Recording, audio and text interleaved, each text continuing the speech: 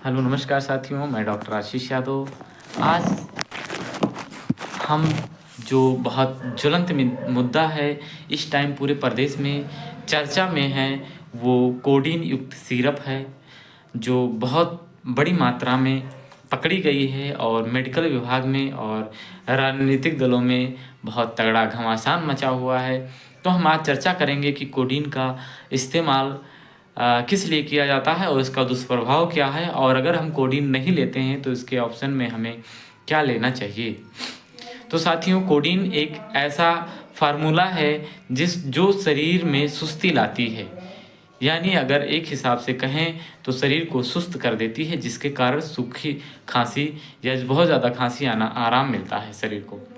लेकिन इसके बहुत सारे दुष्प्रभाव हैं, जिसके कारण सरकार इस पर बैन लगा दी है। कई स्टेटों में और कई देशों में इसका बैन है। इसके बावजूद भी हमारे देश में कोडीन युक्त सिरप का बिक्री बहुत तेज़ी से हो रही है, लेकिन सरकार इस पर बहुत बड़ा कार्रवाई कर रही है, एक्शन में है। तमाम कोडीन सिरप इस पर जो है जब्त किया गया।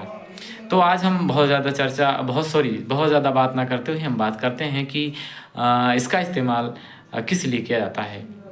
सूखी खांसी में इसका इस्तेमाल किया जाता है, वो भी रेयर केसों में। बड़े एमबीबीएस डॉक्टर इसको करते हैं, लेकिन जो इसका प्रचलन चल गया, ये बहुत तेज़ी से इसका प्रचलन चल गया और हर मेडिकल स्टोर और हर जगह से ये विदाउट प्रिस्क्रिप्शन मिलने लगी। तो इसका साइड इफ़ेक्ट देखते हुए सरकार ने इस पर रोक लगाया साथियों। जो इसका साइड इफ़ेक्ट है वो बहुत ही गंभीर है। पहले तो कम होता है, धीरे धीरे ये गंभीर कुछ लोगों में बहुत ज़्यादा गंभीर हो जाता है। जो इसका साइड इफ़ेक्ट होता है वो होता है कि नज़र घूमने लगती है कभी कभी किसी पेशेंट को, और मतली आने लगती है, सिर दर्द होने लगता है, और उसके बाद में मुंह सूखने लगता है। लेकिन गंभीर समस्या जिनको होती है वो एडिक्शन हो जाता है, यानी इसका लेने की लत लग जाती है। और दूसरी समस्या ये होती है कि लो बीपी होने लगती है, बेहोशी हो जाती है, व्यक्ति को कन्फ्यूज़न सा रहता है। बहुत ज़्यादा दिन तक इस्तेमाल करने से कन्फ्यूज़न सा रखता है, उसको समझ में नहीं आता कि हमें क्या करना चाहिए। जो इसका कोडीन का इस्तेमाल कर रहा है, जो कोडीन सिरप का इस्तेमाल कर रहा है, उसके बाद में जब और ज़्यादा गंभीर समस्या होती है साथियों, तो किडनी और लीवर डैमेज होने लगती है। तो अगर आपको स्वस्थ रहना है तो आपको जागरूक रहना होगा और ऐसी चीज़ों से आपको परहेज़ करना होगा। इसके लिए प्रकृति ने आपको बहुत सारे ऑप्शन दे रखा है। इतने सारे ऑप्शन हैं कि आप सूखी खांसी आप चुटकियों में आराम कर सकते हैं। उसके लिए आपके पास लौंग है, अदरक है, मुलेठी है, ये सारी चीज़ें आप इस्तेमाल करके आप सूखी खांसी को ठीक कर सकते हैं। अगर आप अदरक और शहद लेते हैं तो आपकी सूखी खांसी आराम होती है। अगर आप लौंग को भूनकर और उसको पाउडर बनाकर उसको शहद में चाटते हैं तो बहुत ही जल्दी आराम मिलती है।